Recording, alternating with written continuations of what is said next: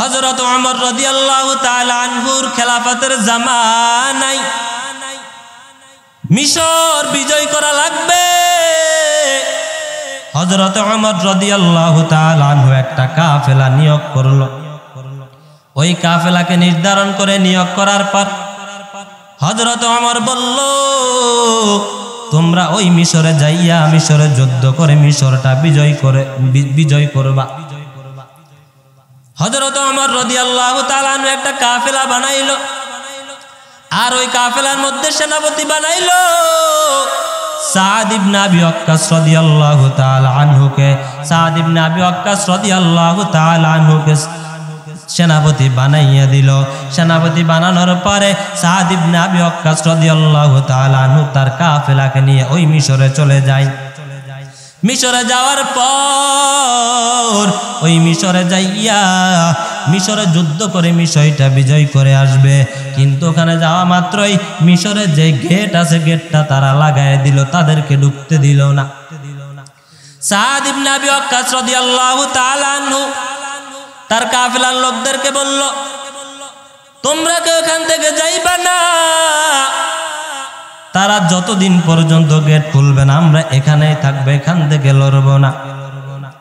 সাদ ইবনে আবি ওয়াক্কাস রাদিয়াল্লাহু তাআলা আনহুর কথা অনুযায়ী তার কাফেলার লোকেরা ওখানে সুন্দরভাবে আসছিল। একদিন, 2 দিন, 3 দিন, 4 দিন, এইভাবে 1 মাস হয়ে গেল। 1 মাস হওয়ার পর এখনো দেখতেছে তারা গেট খুলে না। সাদ ইবনে আবি ওয়াক্কাস রাদিয়াল্লাহু তাআলা আনহু হযরত ওমর রাদিয়াল্লাহু তাআলা আনহুর কাছে একটা চিঠি পাঠাইলো। আগের যুগে এমন মোবাইল ছিল না, এখন বর্তমানে মোবাইল টেলিফোন অভাব নাই, কথা বলেন ঠিক কিনা? তখন কেমন মোবাইল ছিল না, যার কারণে চিঠির মাধ্যমে তারা কথাবার্তা বলতো। চিঠির মাধ্যমে এক এক জায়গার খবর এক এক জায়গায় আদান প্রদান করা হইতো। সাদ ইবনে আবি ওয়াক্কাস রাদিয়াল্লাহু তাআলা আনহু বলল, ও খলিফাতুল মুসলিমিন হযরত ওমর, 1 মাস হয়ে গেল এখনো তারা গেট খুলে নাই, আমরা তো যুদ্ধ করতে পারতেছি না, মিশরটা কিভাবে বিজয় করবে? আমাদের যেই খানা আনছি খাবারগুলো আস্তে আস্তে শেষ হয়ে যাইতেছে। হযরত ওমর রাদিয়াল্লাহু তাআলা আনহু চিঠিটা যখন হাতে পাইল, চিঠিটা হাতে পাওয়ার পর হযরত ওমর রাদিয়াল্লাহু তাআলা আনহু পাল্টা জবাব দিয়া দিল, ও সাদ ইবনে আবি ওয়াক্কাস, আমার তো মনে হয় তোমাদের মধ্যে কারো কোনো যেন একটা সুন্নত ছুটে গেছে। এই সুন্নত ছুটে যাওয়ার কারণে আমার মনে হয় তোমরা বিজয় লাভ করতে পারতেছো না। সাদ ইবনে আবি ওয়াক্কাস রাদিয়াল্লাহু তাআলা আনহু ওই হযরত ওমরের চিঠিটা পাওয়ার পর হযরত ওমর রাদিয়াল্লাহু তাআলা আনহু তার কাফেলার লোকদেরকে নিয়ে বসলো আর বলল, ও আমার কাফেলার লোকেরা, এইভাবে হযরত ওমর রাদিয়াল্লাহু তাআলা আনহু বলল, আমাদের মধ্যে নাকি কারো যেন কি একটা সুন্নত ছুটে গেল। ও লোকেরা, দেখো তো আমাদের মধ্যে কোন সুন্নতটা ছুটে গেল। সবাই দেখতেছে তাদের মধ্যে কোনো সুন্নত ছুটে নাই।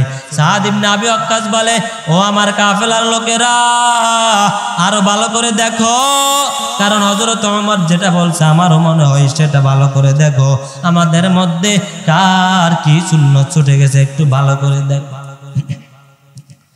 এইবার একজন দাঁড়াইয়া বলল, ও সাদ ইবনে আবি ওয়াক্কাস,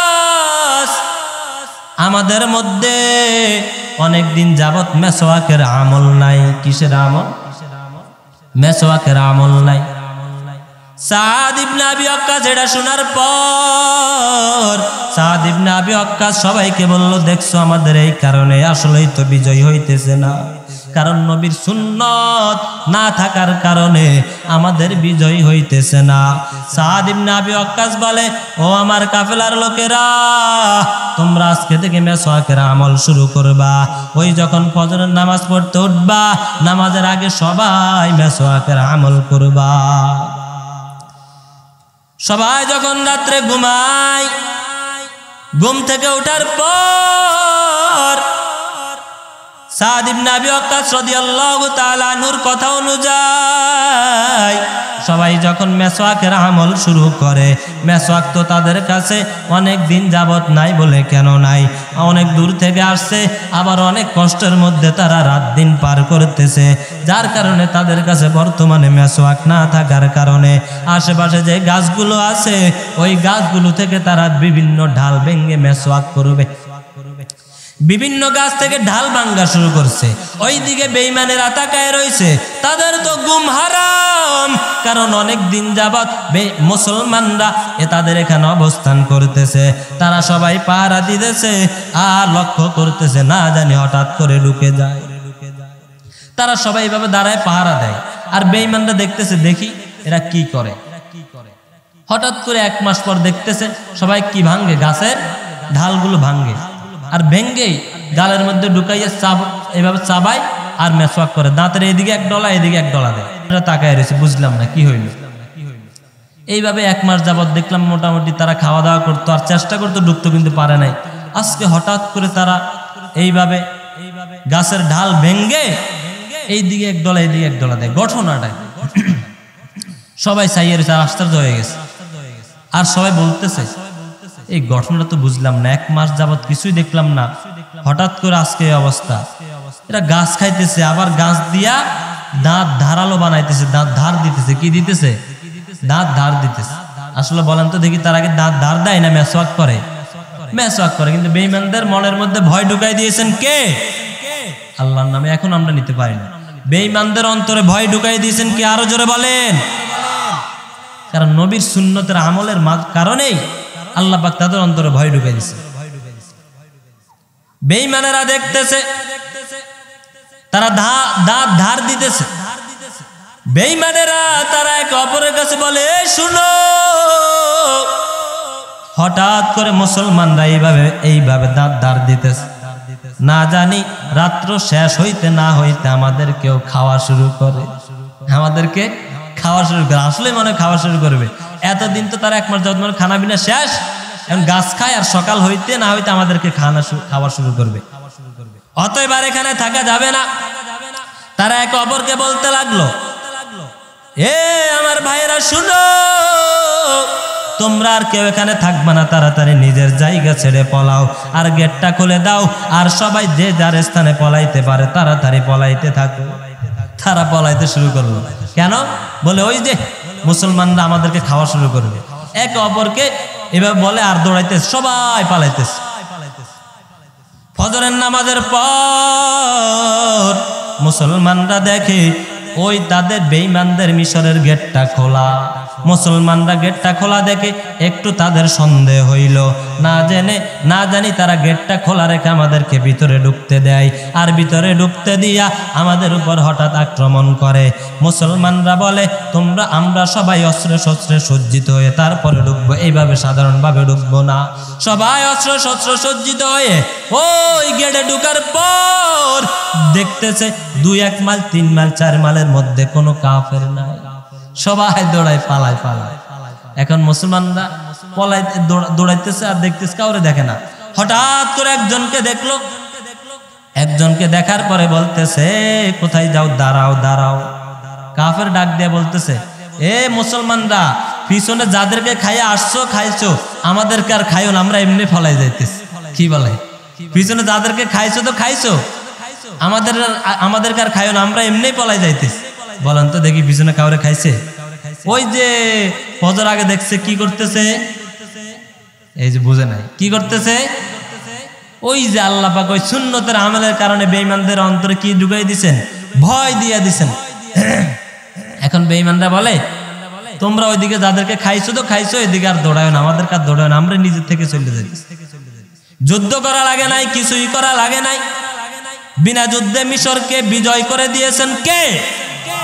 আরো জোরে বলেন কে? কেউ যেটা পারে না সেটা পারে কে? এই যে সুন্নতের আমল করার কারণে আল্লাহ পাক রব্বুল আলামিন মুসলমানদেরকে বিজয় দান করেছেন। কোনো যুদ্ধ করা লাগে নাই, কিছুই লাগে নাই, সাধারণ মাত্র একটা মেসওয়াকের সুন্নতের কারণে। আজ খবর নিলে দেখা যায় 100-র মধ্যে 10% লোকের কাছে মেসওয়াক পাওয়া যাবে না। কথা বলেন ঠিক কিনা? অথচ আল্লাহর নবী বলেন আসওয়াকু মাতহারাতুল লিল ফামি ওয়া মারদাতুল লিররাব্বি। আল্লাহর নবী জানাইয়া দেন এই মেসওয়াকটা হলো আল্লাহ পাক রব্বুল আলামিনের সন্তুষ্টি অর্জন করার কারণ। আর আল্লাহ পাক রব্বুল আলামিনের শুধু সন্তুষ্টি অর্জন করা যায় এতে শেষ না, মুখও পরিষ্কার হয় কি হয় না? মেসওয়াকের মাধ্যমে দাঁত পরিষ্কার হয় কি হয় না? এই জন্য তো আল্লাহর নবী বলেন এই মেসওয়াক দ্বারা দাঁতও পরিষ্কার হয়, এমনকি আল্লাহর সন্তুষ্টি অর্জন করা যায়। কিন্তু আজকাল আমাদের কাছে মেসওয়াক নাই। আমি বলবো যে সবাই মেসওয়াক করেন, বিষয়টা এমন না।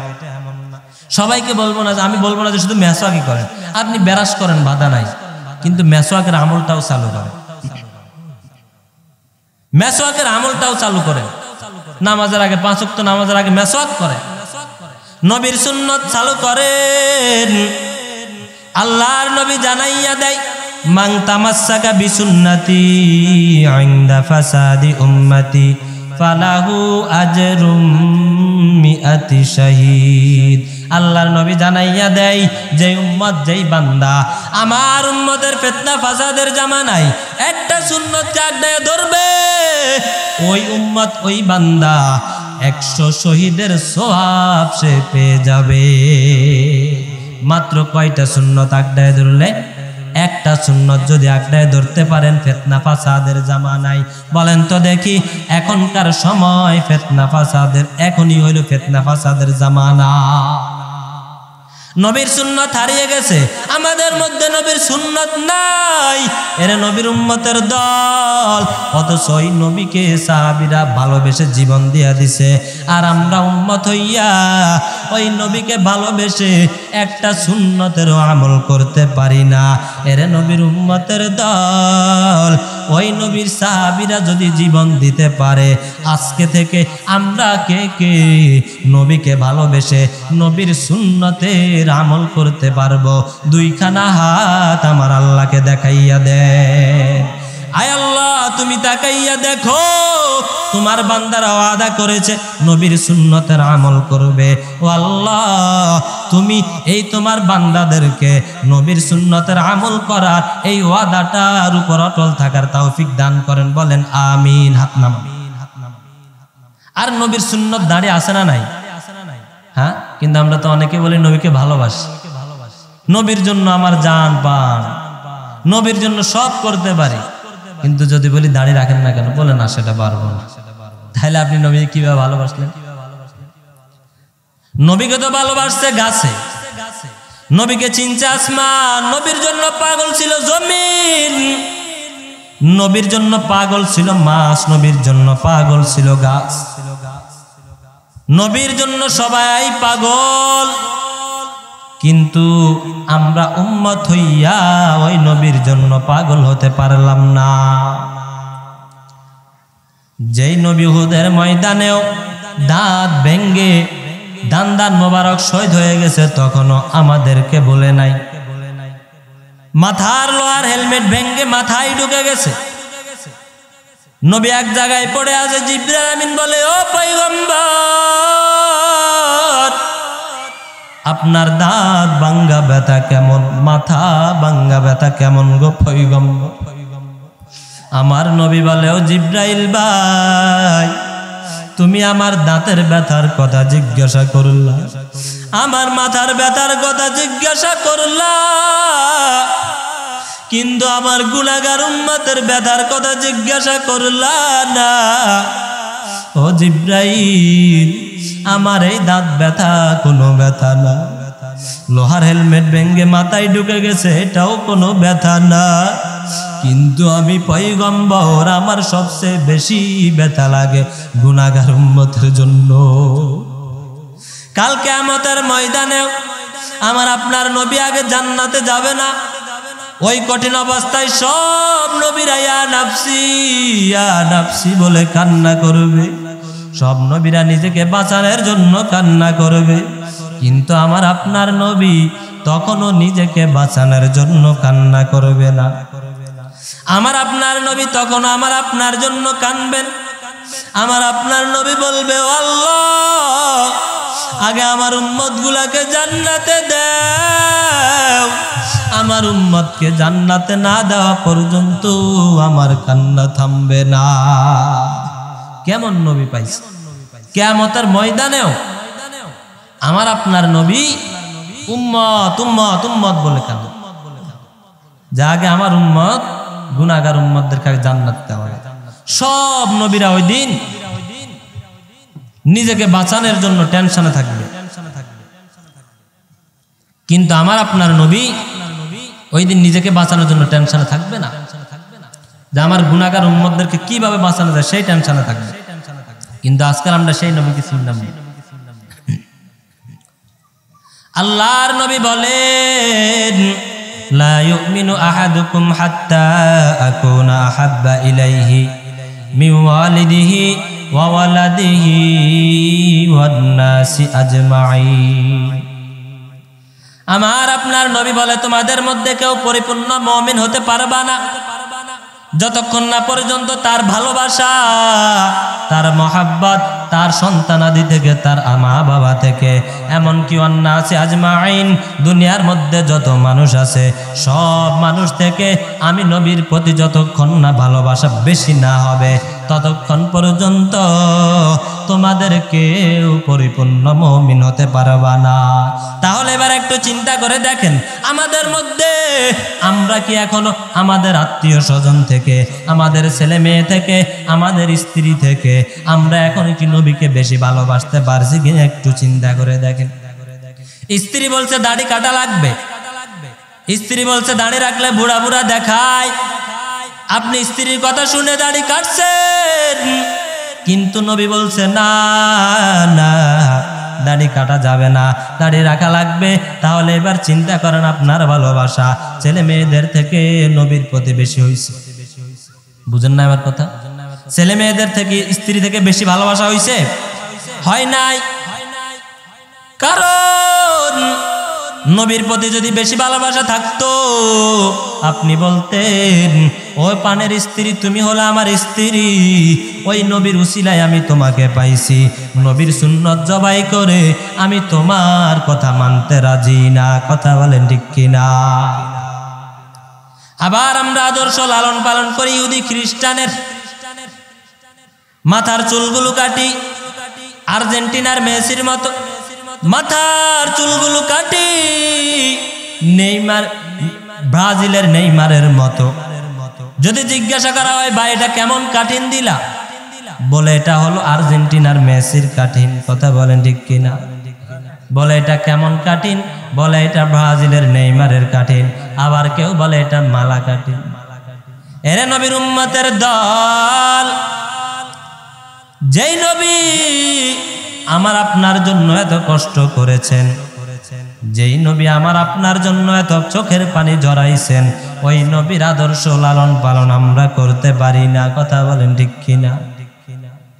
নবীর ভালোবাসা আমাদের মধ্যে নাই। নবীকে তো ভালোবাসছে ওই সাহাবী হানজালা, নিজের জীবন পর্যন্ত দিয়া দিছেন, কিন্তু আমরা নবীর উম্মত হয়ে গেছি, আল্লাহর কাছে কোনো আবদার করা লাগছে নাকি? শেষ নবীর উম্মত হওয়ার জন্য আমরা কখনো আল্লাহর কাছে আবদার করি নাই, ও আল্লাহ তুমি আমাদেরকে শেষ নবীর উম্মত হিসাবে পাঠায় কখনো বলি নাই। আল্লাহ পাক রব্বুল আলামিন আমাদেরকে শেষ নবীর উম্মত হিসাবে পাঠাইছেন, এটার থেকে বড় শুকর নেয়ামত আর কিছু হতে পারে না। কথা বলেন ঠিক কিনা? हम सूरत हम सिरात मुस्तफा गर तमामी हाल उकुन इत्तिबा इत्तिबाए सुन्नते खैरुल बशर गिर लाजिम ताबियाबी आई पे सौ। আমরা মুখ দ্বারা বলি নবীর জন্য সব করতে পারবো, কিন্তু যদি বলি দাড়িটা রাখেন, তখন বলে হুজুর এইটা বাদে অন্যটা বলেন। আবার অনেকে বলে এ হুজুর টুপি মাথায় না দিলে সমস্যা কি, দাড়ি না রাখলে সমস্যা কি, নবীর সুন্নত এটা না মানলে অসুবিধা কি? এমন মুসলমান দেশে আছে না নাই? কথা বলেন। এ যুবক ভাই, তুমি যে বলছো নবীর সুন্নত না মানলে কোনো অসুবিধা নাই, আমিও বলবো কোনো অসুবিধা নাই, কিন্তু কাল কিয়ামতের ময়দানে আমার আপনার নবী যদি বলে এ যুবক, এ আমার উম্মত, ওই দিন তো বললা টুপি মাথায় না দিলে অসুবিধা নাই, দাড়ি না রাখলে অসুবিধা নাই, আমার সুন্নত না মানলে অসুবিধা নাই। আজ আমি নবীও যদি বলি তোমার মতো উম্মতকে সুপারিশ না করলে অসুবিধা কি, তখন কি বলবেন? এখন তো গলা ফাটাইয়া চিল্লাইয়া বলতে পারেন আরে টুপি মাথায় না দিলে অসুবিধা কি, দাড়ি না রাখলে অসুবিধা কি। তখন যদি নবী বলে তোমার মতো উম্মতের জন্য আমি নবীও সুপারিশ না করলে অসুবিধা কি, তখন আমাকে আপনাকে বাঁচানোর আর কেউ থাকবে? আল্লাহর নবী ছাড়া আমাদেরকে বাঁচানোর ওখানে আর কেউ আছে? কেউ নাই, কেউ নাই। চিনলাম না নবীকে। আমরা একটা কথা আছে না যে কার উসিলায় সিন্নি খাইলি মোল্লা চিনলি না, একটা কথা আছে না? নবীর উসিলায় আজ এত কিছু পাইলাম, নবীর উসিলায় এত সুন্দরভাবে একটা শান্তির ধর্ম পেয়েছি, এত সুন্দরভাবে জীবন যাপন করতে পারতেছি, কিন্তু সেই নবীকে আজকাল আমরা চিনলাম না।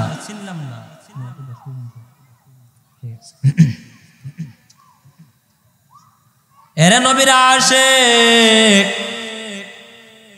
একদিন হঠাৎ আজান হয় ফজরের সময়, বেলাল রাদিয়াল্লাহু তাআলা আনহু আজান দেয়।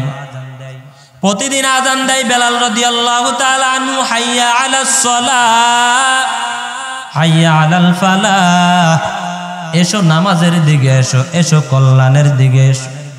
হঠাৎ করে একদিন বেলাল রাদিয়াল্লাহু তাআলা আনহু ফজরের সময় আজান দেয়, হাইয়া আলাল জিহাদ, হাইয়া আলাল জিহাদ, এসো জিহাদের দিকে এসো। কে আসো? তাড়াতাড়ি আসো, জিহাদের দিকে আসো। নবী হঠাৎ করে জিহাদের ডাক দিয়েছে। এক আল্লাহর বান্দির কানে যায়, আল্লাহর বান্দি প্রতিদিন শুনে হাইয়া আলাস সালাহ, আজকে হঠাৎ শুনে হাইয়া আলাল জিহাদ। ও আল্লাহর বান্দি ঘুম থেকে উঠে কান্না শুরু করে দিল। হঠাৎ করে আজকে নবী জিহাদের ডাক দিতেছে, আমার ঘরে তো কেউ নাই, কাকে পাঠাবো জিহাদে? আমার স্বামী ছিল কিছুদিন আগে, সেও যুদ্ধে শহীদ হয়ে গেছেন, কিন্তু এখন তো আমার একটা ছোট বাচ্চা আছে, 6 বছর কিংবা 7 বছর, ছোট বাচ্চা তো জিহাদে যাইতে পারবে না। ওই আল্লাহর বান্দি কান্না করতেছে, কান্না করতেছে। হঠাৎ করে ছোট বাচ্চাটার ঘুম ভেঙে গেল। বাচ্চাটা ঘুম থেকে উঠে দেখতেছে মা কান্না করে। প্রতিদিন দেখে মায়ে আজান শোনার পর তার মা ওযু করে নামাজ পড়তে দাঁড়াইয়া যায়। আজকে আজান শোনার পরে দেখতেছে তার মা বসে বসে গুনগুন করে কান্না করে। ছোট বাচ্চাটা বলে, ও আম্মা জান, আপনি প্রতিদিন আজানের পরে উঠে দেখি আপনি নামাজ পড়েন, আজকে কেন নামাজ পড়তেছেন না? আজকে কেন কান্না করেন? ও আম্মা জান, আমাকে একটু জবাব দেন। তখন আল্লাহর বান্দি বলে, ও সন্তান আমার, তোমাকে কি বলবো? প্রতিদিন বেলাল রাদিয়াল্লাহু তাআলা আনহু আজান দেয়, হাইয়া আলাস সালাহ হাইয়া আলাল ফালাহ। আজকে ওই আজানটা আজকে দেয় নাই। বাচ্চা বলে, কি আজান দিয়েছে? বলে, আজকে ওই বেলাল রাদিয়াল্লাহু তাআলা আনহু আজান দেয়, হাইয়া আলাল জিহাদ, এসো জিহাদের দিকে এসো, এসো জিহাদের দিকে এসো। ছোট বাচ্চাটা বলে, আম্মা জান, বলো তুমি কেন কান্না করো? আম্মা জান ডাক দিয়া বলে, ও সন্তান আমার, আগের বার জিহাদে তোমার বাবা বেঁচে ছিল, তোমার বাবাকে ওই যুদ্ধে পাঠাইলাম, শহীদ হয়েছে, আমি একজন শহীদের স্ত্রী হিসাবে দুনিয়াতে আছি। কিন্তু যদি আমার একজন সন্তান থাকতো, আমার যদি একজন সন্তান বেঁচে থাকতো, তাহলে তো আজকে আমি একজন সন্তান পাঠাইতে পারতাম জিহাদে। কিন্তু আমার তো সন্তান আছে, সন্তানটা তো ছোট, জিহাদে যেতে পারবে না, তোমার বয়স কম। যদি আমার সন্তান যাইতো আর যদি শহীদ হইতো, তাহলে আমি একজন শহীদের মা হিসাবেও কাল কিয়ামতের ময়দানে উঠতে পারতাম। বাচ্চা বলে, আম্মা জান কান্না করার দরকার নাই। আম্মা জান বলে, কেন? বলো, আম্মা জান আমি আপনাকে ওয়াদা দিলাম, আমি ওই যুদ্ধে যাব আর নবীর সাথে থেকে থেকে যুদ্ধ করব। আম্মা জান বলে, ও সন্তান আমার, কিভাবে সম্ভব? তুমি তো মাত্র একটা অল্প কিছু বয়সে পৌঁছাইছো, তোমার বয়স তো বেশি না, তোমার বয়স তো অনেক কম। ও সন্তান আমার, কিন্তু সন্তান বলে, ও আম্মা জান আমার বয়স কম হলো সমস্যা নাই, আপনি আমাকে নবীর দরবারে নিয়ে যান। ওই আম্মা জান ওই আল্লাহর বান্দি ছোট বাচ্চাটাকে কোলে নিয়া নবীর দরবারে চলে যাই। নবীর দরবারে যাইয়া দেখতেছে সাহাবীদেরকে সিরিয়ালে দাঁড়া করাইতেছে, কারা যুদ্ধে যাবে। এই মহিলাও সিরিয়ালে দাঁড়াইয়া যায়। হঠাৎ করে এক সাহাবীর চোখ পড়ে গেল। ওই সাহাবীর চোখ পড়ার পর ওই সাহাবী বলে, ও আম্মা জান বলেন আপনি এখানে কেন দাঁড়াইছেন? বলে, ও বাবা আমি এখানে দাঁড়াইছি, আমার এই সন্তানটা যুদ্ধে যাবে। বলে, এটা কেমন কথা? আপনার সন্তান তো ছোট, এত ছোট সন্তান কিভাবে যাবে? যেতে পারবে না, এখান থেকে চলে যান। আম্মা জান বলে, না না আমি যাব না, আমার সন্তানকে পাঠাবো। এদের কথাবার্তা শুনে এদের আওয়াজ নবীর কানে চলে যায়। নবীর কানে যাওয়ার পরে আমার আপনার নবী বলে, এখানে কি হয়েছে? কেন চিল্লাচিল্লি করতেছো? কিসের কথার আওয়াজ? নবী আমার এসে দেখতেছে এক আল্লাহর বান্দি সাহাবীদের সাথে কথা বলে। নবী বলে, আল্লাহর বান্দি কেন আসছো বলো? বলে, ও পয়গম্বর আজকে এইভাবে ফজরের সময় আপনার সাহাবী বেলাল রাদিয়াল্লাহু তাআলা আনহু এইভাবে হঠাৎ করে আযান দেয়, হাইয়া আলাল জিহাদ, জিহাদের দিকে ডাক দিয়েছে। এর আগে আমার স্বামী ছিল, আমার স্বামী যুদ্ধে যায় আর শহীদ হয়ে গেছে, এখন তো আমার আর কেউ নাই, আমার আছে মাত্র শুধু এই সন্তানটা, এই জন্য আমি আমার এই সন্তানটাকে নিয়ে আসছি। আমার আপনার নবী বলে, ও আল্লাহর বান্দি তুমি যেখানে দাঁড়াইছো, তুমি কি জানো না ছোট বাচ্চারা যুদ্ধ করতে পারবে না? ওই আম্মা জান বলে, ও পয়গম্বর আমিও জানি ছোট বাচ্চা যুদ্ধ করতে পারবে না, কিন্তু আমার বাচ্চা নিজ থেকেই বলছে সে যুদ্ধে যাবে। এরে নবীর উম্মতের দল, এ নবীর আশিক, ভালো করে শুনে নাও। এইবার এটা বলার পর আমার আপনার নবী বলে, ও আম্মা জান আপনার সন্তানের জন্য আমি দোয়া করি। আপনার সন্তান যখন বড় হবে আমি ওয়াদা দিলাম আমি আপনার সন্তানকে তখন নিজেই যুদ্ধে নিয়ে যাব। এইবার আম্মা জান ওই ছোট্ট সাহাবী ওই ছোট্ট তার সন্তানকে নিয়ে বাড়িতে রওনা, আর চোখ থেকে পানি বেয়ে বেয়ে পড়তেছে। সন্তান বলো, আম্মা জান তুমি আমাকে কোল থেকে নামাইয়া দাও, আমি আবার নবীর দরবারে যাব। কিন্তু সন্তানের মা বলতেছে, না না নবীর দরবারে যায় এখনো লাভ নাই, কারণ নবী তোমাকে নিবে না, তুমি এখনো ছোট। কিন্তু ছোট বাচ্চাটা বলে, ও আম্মা জান আপনি আমাকে যেতে দেন, আমি একটা ব্যবস্থা করে আমি যুদ্ধে যাবই যাব। ও আম্মা জান, আমি আপনাকে শহীদের মা না বানায় এখানে আসবো না, আমি শহীদের মা বানাবো, আর কাল কিয়ামতের ময়দানে দেখা হবে। বয়স কত বাচ্চার? 6 থেকে 7 বছর, ছোট্ট বাচ্চা। দেখেন কেমন ভালোবাসা নবীর প্রতি, যে নবী ডাক দিছে যুদ্ধে যাওয়া লাগবে। কেউ নাই, বড় কেউ নাই, ছোট্ট বাচ্চা বলে আমি যাব।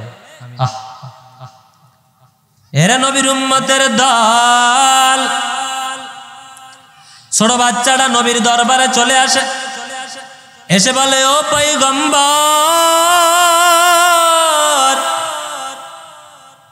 আপনি তো বললেন আমাকে যুদ্ধে নেওয়া যাবে না। নবী বলে তুমি বড় হও তারপরে নিব। ছোট্ট বাচ্চাটা বলে ও পয়গম্বর, আমি আপনাকে একটা কথা বলতে চাই, শুধু আমার কথাটা একটু শুনবেন। বলে কি কথা বলো? বলে ও পয়গম্বর, আমি দেখলাম আমার আম্মা জানেরা যখন চুলায় রাঁধতে যায়, পাক করতে যায়, রান্না করতে যায়, আমি দেখি, সবাই দিয়ে খেয়াল করবেন, আমি দেখি ওই যে রান্নাঘরে চুলার মধ্যে আমি দেখি বড় লাকড়ি আগে দেয় না, আগে চুলাই ছোট লাকড়ি দেয় কি দেয় না? নবী বলে হ্যাঁ দেয়। বলে তাহলে এখন কি করব? ছোট বাচ্চাটা বলে ও পয়গম্বর, তেমনি ভাবে যেমন ভাবে ছোট লাকড়ি চুলাই আগে দেয়, তেমনি ভাবে আপনি ওই যুদ্ধের ময়দানে বড় সাহাবীদেরকে রেখে এই ছোট সাহাবী দ্বারা যুদ্ধ শুরু করবে। কিভাবে নবীকে বুঝাইলো খেয়াল করছেন? ছোট বাচ্চাটা।